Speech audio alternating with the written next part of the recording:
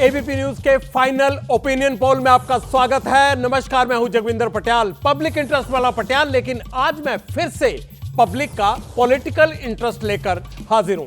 आज पटियाल आपको देश की 119 सीटों का हाल बताएगा। पिछले 4 घंटे में आपने दिल्ली, गोवा, असम, बिहार और 6 केंद्र शासित प्रदेशों के रुझान देखे हैं। अब मैं आपको हरियाणा, मध्य प्रदेश और छत्तीसगढ़ में वोटर का रुझान बताऊंगा। कल भी आपने 167 सीटों पर रुझान देखे थे, यानी कुल मिलाकर अब तक 543 सीटों में से 236 सीटों का पूरा गणित क्लियर हो चुका है, यानी साफ पिक्चर आ चुकी है रुझान में जो आपको हम बता चुके हैं। अब बारी हरियाणा, मध्य प्रदेश और छत्तीसगढ़ की है। तीनों राज्यों में लोकसभा की 50 सीटें हैं। लेकिन आगे बढ़ने से पहले पटियाला आपको 30 सेकंड में उन 4 राज्यों और 6 केंद्र शासित प्रदेशों की 69 सीटों का अपडेट देगा, जिनके रुझान आज शाम 5 बजे से एबीपी न्यूज पर दिखाए जा रहे हैं। इन रुझानों में सबसे पहले दिल्ली में एनडीए की तरफ रुझान झुक रहा है। गोवा में एनडीए और इंडिया गठबंधन के बीच में टाई होता दिख रहा है। 6 केंद्र शासित प्रदेशों में एनडीए की तरफ से रुझान आ रहे हैं, यानी एनडीए की तरफ मुड़ा हुआ है पूरी तरह से ओपिनियन पोल। असम में एनडीए की तरफ और बिहार में भी एनडीए की तरफ रुझान नजर आ रहे हैं। ये अब तक आप देख चुके हैं। हरियाणा, मध्य प्रदेश और छत्तीसगढ़ की 50 सीटों पर किसका पलड़ा कितना भारी है, इसकी पूरी पिक्चर पटियाल आपको दिखाएगा। उससे पहले मैं आपको 4 राज्य और 6 केंद्र शासित प्रदेशों की सीट और वोट डिटेल्स दिखाना चाहता हूं, जिनके रुझान अब तक बताए जा चुके हैं। बिहार, असम, दिल्ली, गोवा और 6 केंद्र शासित प्रदेशों की पूरी डिटेल्स के साथ मेरे साथी अखिलेश दूसरे स्टूडियो में रेडी हैं। अखिलेश, आप 4 मिनट में 69 सीटों का हाल दर्शकों को बता दीजिए फौरन।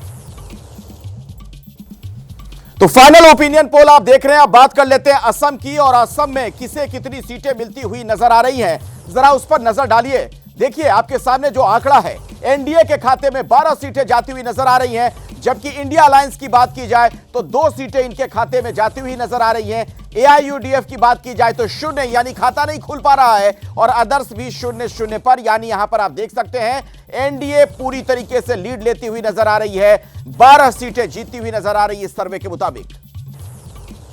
केंद्र शासित प्रदेशों की अब बात कर लेते हैं, किसके खाते में कितनी सीटें जा रही हैं। ये देखिए मेरे पीछे वो आंकड़ा आपके सामने है।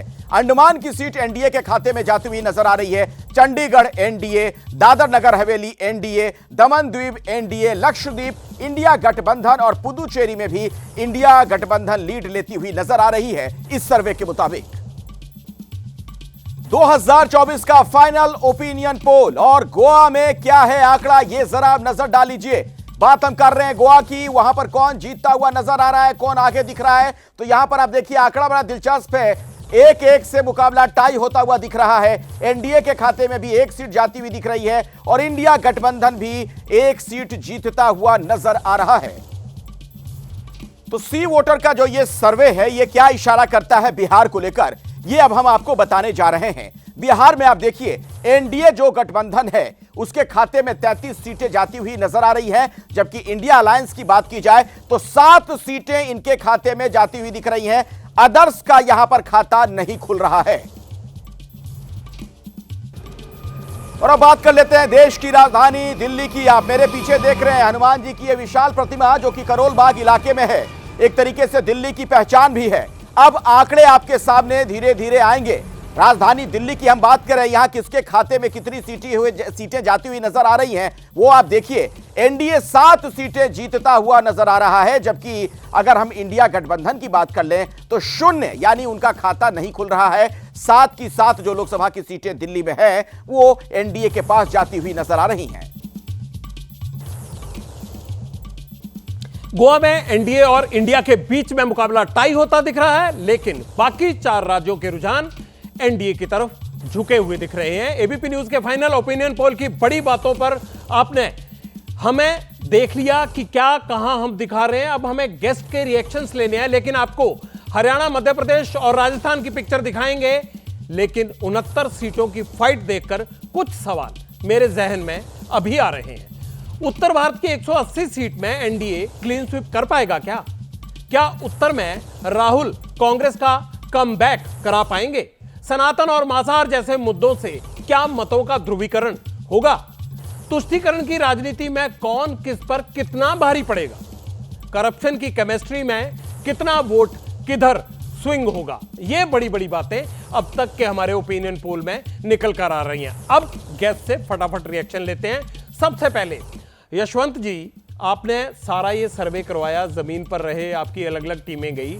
राजधानी से शुरू करते हैं। क्या राजधानी में कांग्रेस और आम आदमी पार्टी का मिलना कोई फायदे का सौदा साबित नहीं हो रहा है आपके रुझान में? और अगर नहीं हो रहा है तो इसकी वजह क्या मानी आपने?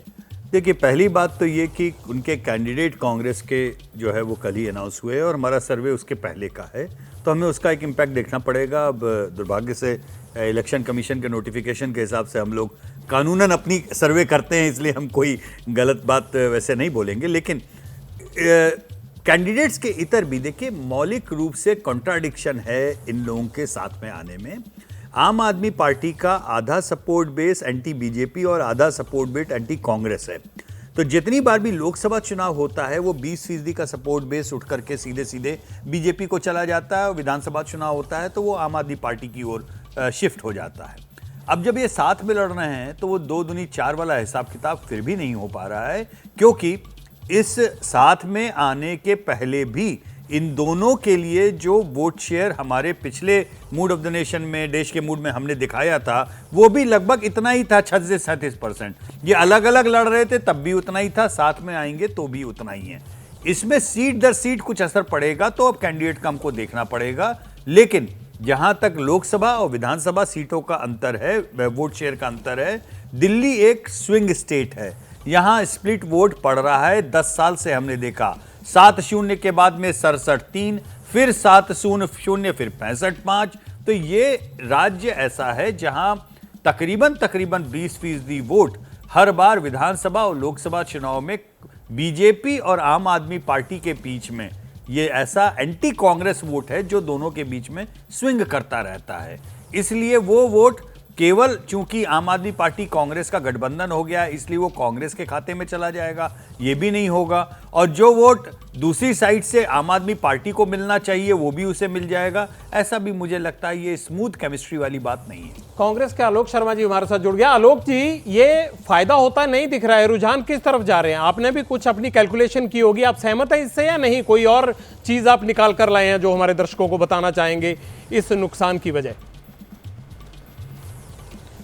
देखिए पटियाल जी, मैं समझता हूं कि दिल्ली जो है वास्तव में स्विंग तो करती ही रही है, लेकिन दिल्ली कभी भी ऐसा नहीं है कि पूरी तरह से बीजेपी की तरफ वोट बैंक के एंगल से बहुत ज़्यादा झुकाव रहा हो। वोट बैंक भी अगर रहे हैं तो कहीं ना कहीं कम्पिटिटिव रहे हैं। अगर पिछली बार के भी 2019 के आंकड़े भी देखें, पुलवामा का इम्पैक्ट होने के बाद भी और मीडिया का इम्पैक्ट होने के बाद भी, तो बीजेपी का वोट परसेंटेज अगर आम आदमी पार्टी और कांग्रेस का दोनों को मिला लें तो बहुत ज़्यादा फर्क नहीं था। इतना ज़रूर है कि अभी कल हमारे कैंडिडेट डिक्लेयर हुए 3 कैंडिडेट, जबकि बीजेपी और आम आदमी पार्टी के कैंडिडेट्स पहले ही डिक्लेयर हो चुके थे। अब बात आती है कि अगर बीजेपी का इतना ही अच्छा काम यहाँ पर रहा है तो 93 के बाद तो सरकार नहीं बनी है। लेकिन इस बार एक अजीब चीज़ देखने को मिली है कि 7 में से 6 कैंडिडेट बीजेपी को अपने बदलने पड़े हैं, और उसका सीधा कारण ये है कि वो 6 कैंडिडेट जो हैं वो बिल्कुल पूरी तरह से नकारा साबित हुए। उन्होंने जो जनता की और दिल्ली की आवाज़ थी वो नहीं उठाई। और जब आती है बात मुद्दों की, कॉरपोरेशन में भी 15 साल बाद बीजेपी हटी है यहाँ पर, और पूरी तरह से जिस तरह से आज शिक्षा देख लीजिए, चाहे स्वास्थ्य देख लीजिए, देश की राजधानी है। कमियां आम आदमी पार्टी की गवर्नेंस में भी रही होंगी, लेकिन केंद्र की सरकार की तरफ से कोई भी काम दिल्ली के लिए नहीं हुआ। यहाँ तक कि दिल्ली मोस्ट पॉल्यूटेड सिटी हो गई। उसके बाद भी अगर 7 सीटें आ रही हैं तो मैं कहूँगा कि मैं विनम्रता के साथ इस जो ओपिनियन पोल है इसको मैं नकारता हूँ, और कांटे की टक्कर है। देखिए अभी तो बहुत समय है, 1.5 महीने के करीब दिल्ली के चुनाव में है, परिस्थिति बदलेंगी और 7 की 7 सीटें जुड़े हुए हैं। सिद्धार्थ जी, बिहार में आपने नीतीश कुमार को पकड़ लिया, जेडीयू का साथ जोड़ लिया, लेकिन मालूम है आपको ओपिनियन पोल में वहां पर 6 सीटों का नुकसान हो रहा है आपको। देखिए जगविंदर जी, ओपिनियन पोल अपना एक आंकड़ा दिखाता है और बिहार के परिणाम जो आएंगे वो निश्चित रूप से भारतीय जनता पार्टी और पूरे एनडीए के लिए इस बार इतने सार्थक परिणाम होंगे कि आप भी इसको चिंतन करेंगे बाद में कि हमारे जो एनालिसिस हुआ था वो जब वोट पे जब वास्तव में कन्वर्ट होने गया तो उसमें क्या परिवर्तन हुआ। पर दिल्ली की बात अभी आलोक जी कर रहे थे तो दिल्ली की बात मैं उसमें भी जोड़ना चाहूँगा। देखिए, जो विरोधाभास ग्राउंड लेवल पर आम आदमी पार्टी और कांग्रेस पार्टी के बीच में है, उसको नकारा नहीं जा सकता। अभी कुछ महीने पहले ही कांग्रेस पार्टी बिल्कुल सीना ठोक ठोक के प्रेस कॉन्फ्रेंस करती थी, सड़कों पे उतरती थी और कहती थी अरविंद केजरीवाल सबसे बड़े भ्रष्टाचारी हैं। कहा करती थी कि ये शराब घोटाले के किंगपिन हैं, इनको अंदर डालिए। पर राजनीतिक मजबूरियां कुछ इतनी तेज हुई कि उनको उनके साथ हाथ मिलाना पड़ गया, गठबंधन करना पड़ गया। पर क्या वास्तव में कैडर कभी साथ आ पाता है? जिस दिल्ली की धरती पे खड़े होकर के अरविंद केजरीवाल ने देश भर की सत्ता हिला दी कांग्रेस पार्टी की, और दिल्ली का तो सब कुछ ही छीन करके ले गए। सिद्धार्थ जी, मैं आपसे बिहार का सवाल पूछ रहा था, आप दिल्ली पहुंच गए। मैंने बिहार का जवाब देकर के जगविंदर जी आपको कहा कि मैं दिल्ली में कुछ जोड़ना चाहता हूं। अगर आपकी अनुमति नहीं है तो मैं नहीं जोड़ूंगा। आप नहीं, मैं बिहार पे थोड़ा और ये आपसे पूछना चाहता था कि वहां जातीय जनगणना क्या फेल हो गया? क्या वो फार्मूला नहीं चला क्या, जिस तरह से हम देख रहे हैं उस हिसाब से?